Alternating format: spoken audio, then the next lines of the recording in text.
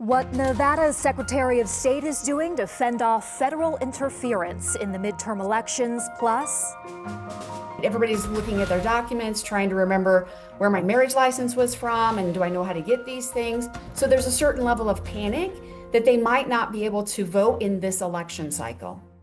the Save America Act could prevent several Americans from registering to vote. How likely it is to become law, that's this week on Nevada Week.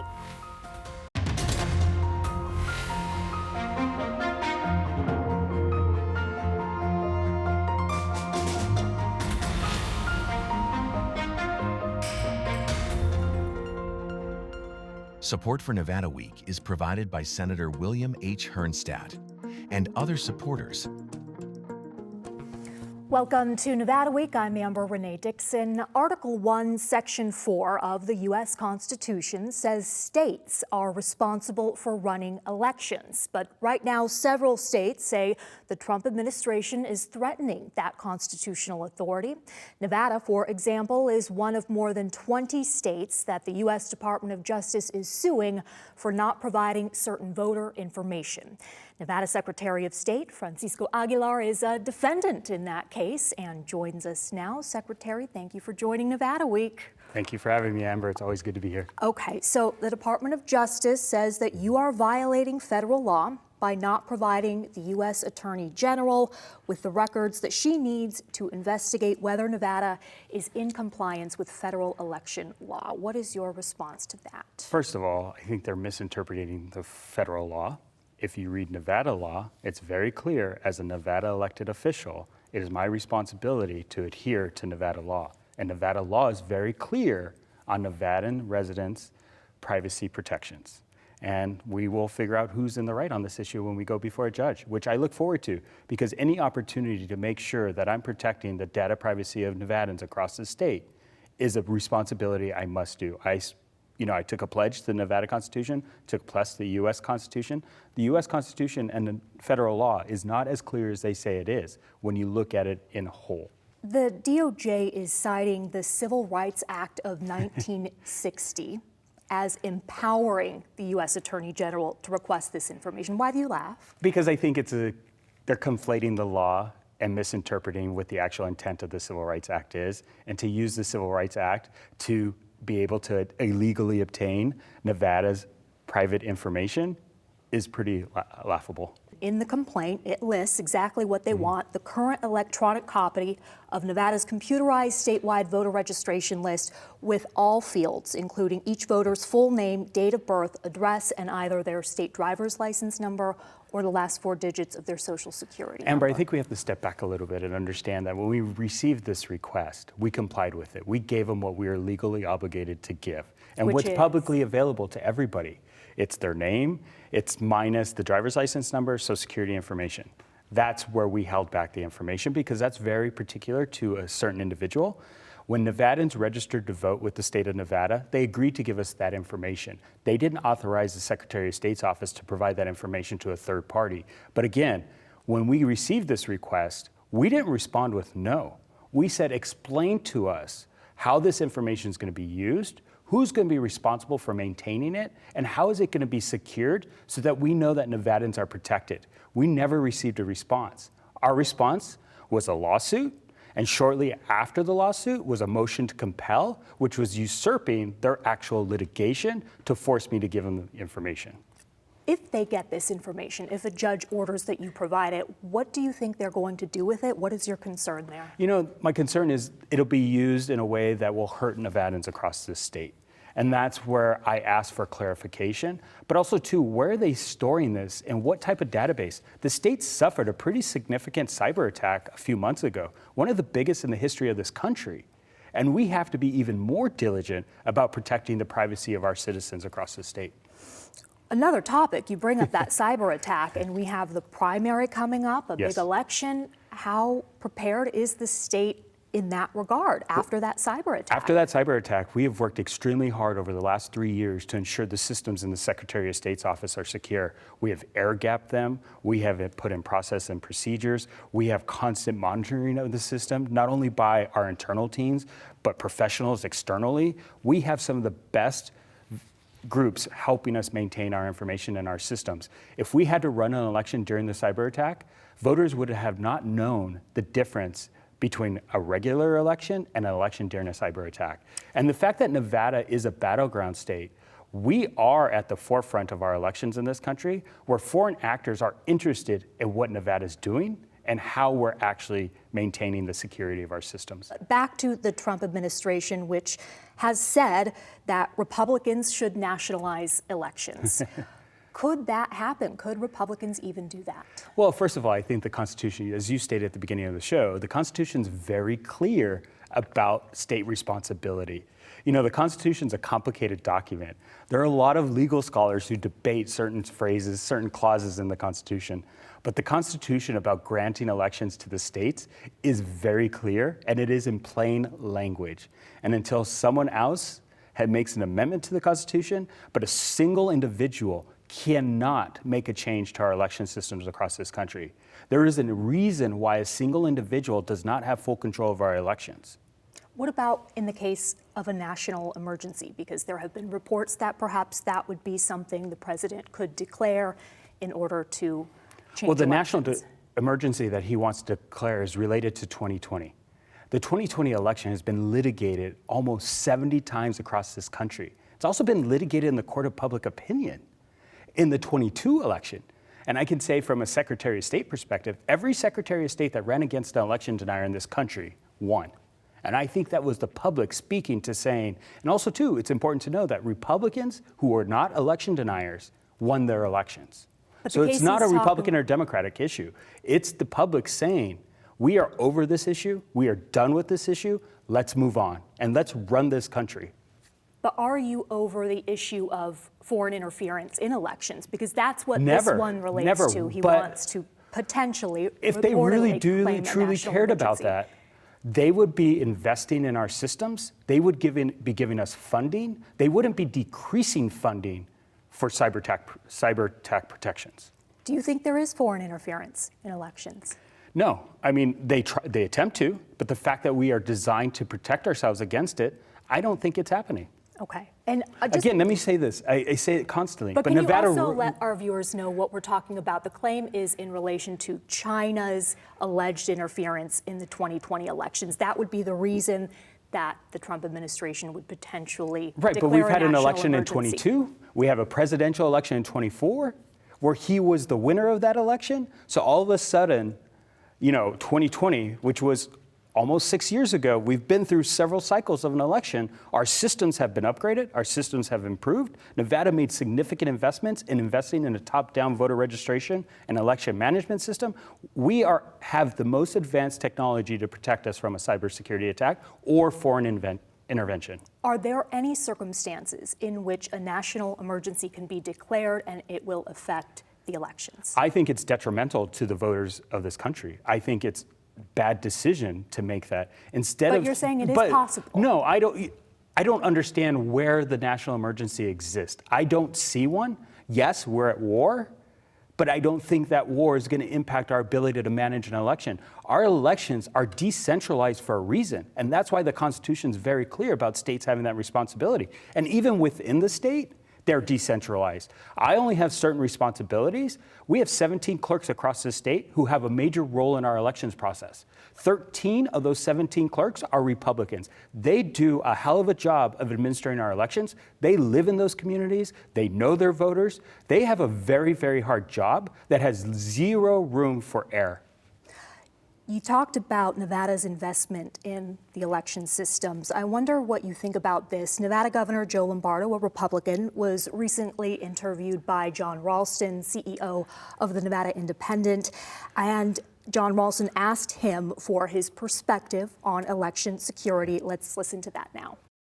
Will you say here tonight that there's no evidence that our elections are insecure?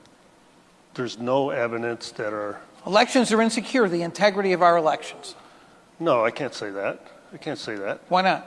Because we just said there's been some prosecutions that, it's just like criminal activity. Just because we arrested somebody doesn't, for one item doesn't mean he didn't do 20 items, right? And you have to take that into consideration. And why not put mechanisms in place to secure that confidence? That the confidence has been that we've shaken. done everything we can. The confidence has been shaken by Donald Trump and his enablers. Nobody else has shaken the confidence, and isn't it? Don't say nobody else, John. That's not accurate. You can't say nobody else. I just heard somebody cheer on election, said it wasn't here in your audience. So there's people that, whether it's right, wrong, or indifferent, or perceived or not, they're frustrated, and why not give them the ability to feel better about the system? So you have worked under Governor Lombardo your entire time as Secretary of State. Were you aware of this stance? I was not. We've been working with him over the last 3 years to make a significant investment in our elections process. What I'd like to understand is where in the process he thinks we need to beef it up, right? We've built the infrastructure now with the implementation of the voter registration election management system. That gives us a lot of transparency into the process. It brings uniformity across all 17 counties. It also gives us the security you need from a cybersecurity perspective. But to understand exactly, and I don't know if he's referring to question 7, which is voter ID, which we know Nevadans have passed overwhelmingly in the 24 election. It's on the 26th ballot again. Or what part of the process is it? Is it, I know his policy position on receiving mail ballots after Election Day, but what we really need to focus on is making sure we build that transparency, that voters actually understand where the mail ballot is in real time. And we are working with the counties to build a dashboard to be able to provide that data. The other priority too, if we really want to talk about the security of the process and the system, is making sure the counties have this capacity to count mail ballots. Less than 1.8% of mail ballots arrive after Election Day. It's a pretty minimal number. In Nevada? In Nevada. 98% of mail ballots, or all ballots, are in the possession of the counties on election night. In 24, the counties were able to process 90% of those ballots election night. 8% was the bottleneck. That 8% are the mail ballots received on Election Day at a polling location in a drop box. The counties leave those ballots in those drop boxes throughout the day, and at the end of the day, they go to the polling location, pick up the mail ballots, bring them to the election center for processing.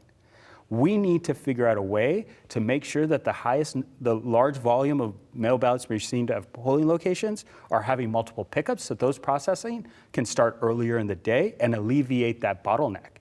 If he really wanted, and I proposed this to him, and I proposed this to the legislature, I said, here are the bottlenecks. And I also proposed legislation to say a county must process a mail ballot within 4 hours of receipt. That would drive the security of the process even higher. That bill got vetoed. Also, too, they didn't appropriate the funding to be able to allow the counties. So the counties are trying to figure out, how do we meet this goal and expectation of the secretary? County clerks have a hard job. They have a hard job because they have the pressure of the public, they have the pressure of the voters, they have the pressure of the Secretary of State's office to meet certain expectations. So the funding you need is for people, for workers? It's for workers and it's for systems, yes. Okay.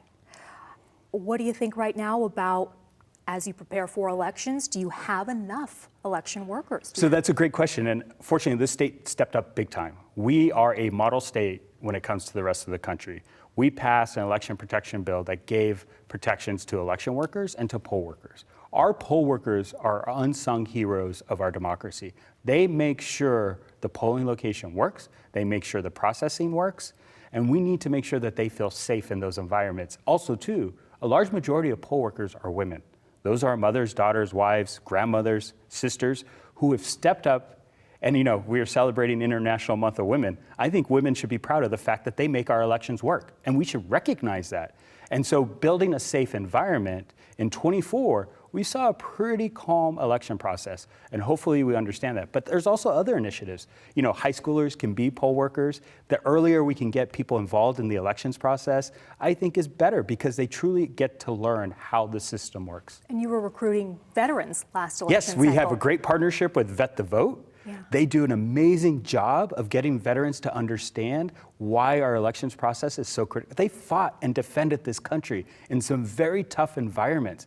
They sacrificed their lives for us. And the fact that they're willing to understand and engage in the elections process is pretty incredible. At this point, do you know if Nevada has enough election workers? I have not heard it rise to a priority among the clerks at this moment.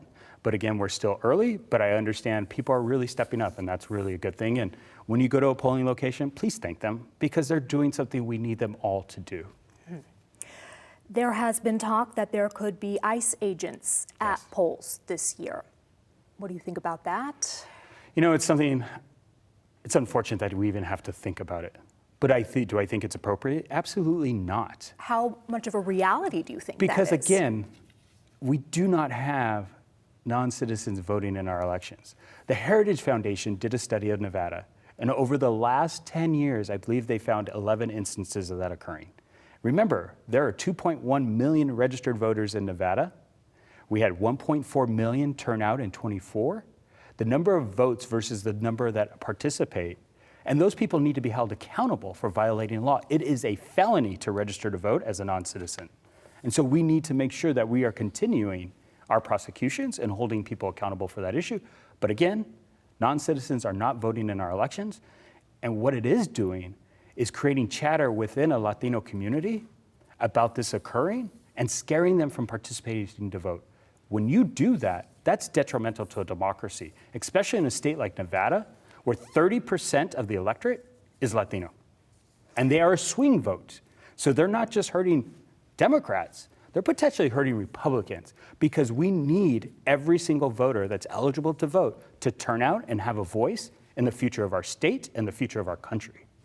So Governor Lombardo mentioned there should be more mechanisms in place to secure voter confidence, and proponents of the Save America Act say it will do just that by keeping non-citizens from voting. President Trump is a strong supporter of the Save America Act, and right now says he will not sign any legislation until Congress passes it. The House passed the bill last month, but it's stuck in the Senate, where Republican leadership says there aren't enough votes to get it through. If it became law, the Save America Act would impact people who are registering to vote in a federal election by requiring them to provide documentary proof of United States citizenship. The bill lists several documents that people can use, including a passport or birth certificate. But according to research from the Brennan Center for Justice, more than 21 million Americans lack ready access to those documents, and roughly half of Americans don't even have a passport. Sandra Cosgrove is a history professor at the College of Southern Nevada. So if you fall into the category that you have to prove your citizenship, you're going to have a certified copy of your birth certificate. If your name that's on your ID does not match the name that's on your birth certificate, which happens because you get married or you get divorced, then you also need to have a certified copy of your marriage license or from your divorce decree. And so there are going to be a lot of women, especially, who are going to be negatively impacted if this was to pass, because they're going to have to make sure that either their birth certificate gets changed or they get their birth certificate and their marriage license and divorce decree. There's just a lot of burden on them to get the documentation needed to prove citizenship. That burden is causing some people to panic. Cosgrove says she sees concerns all over social media and says politicians are helping fuel the fire. Because both of the political parties try to scare people to get them to turn out to vote, or more likely to give them money. And so you get text messages saying, being afraid, be upset, be angry, I'm going to push your buttons, and then I want you to give us some money. They need to knock that off. You're terrifying people. Stop it. And to those who are worried about the Save America Act, she has this message. To calm down, take a breath, for a number of reasons. If you're following along the national news about the SAVE Act, it is now saying it passed the House of Representatives, but most likely will not make it through the Senate because of the filibuster. So the Democrats have already come out and said they will filibuster, and if they filibuster, it requires 60 votes to pass. There's not 60 votes there. So while we need to have conversations about why would anybody even propose this when it's not a real problem, we don't have non-citizens voting, why would you do this? So we need to be talking to folks that are running for election this cycle about, did you support this and why? But not panicking about this election cycle, because it's not going to pass.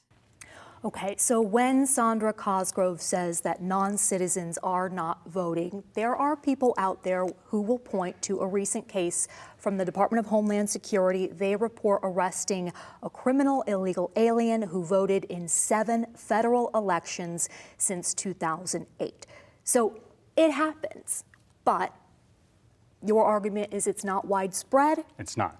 Okay. And I'm going to tell you, Nevada runs some of the safest, most secure and accessible elections in the country. And we will continue to improve upon our systems and our processes to make sure we are catching people who should not be registered to vote. You know, we work diligently with the DMV. The DMV is diligent about making sure that people are registered to vote through the automatic voter registration process are the citizens that are qualified to vote. Okay. And then there is a review process too by the local county clerks to make sure that the people they are registering are qualified to vote. It's important, I think, for the Save America Act to again repeat that this would impact people registering to vote. Correct. Not people who are already registered Well, to there's vote. some discussion about too making re-verification a process. Again, they want people who are registering to vote to verify in person. We do have a verification of identity during the registration process. People have to prove identity of who they are in order to register to vote in Nevada.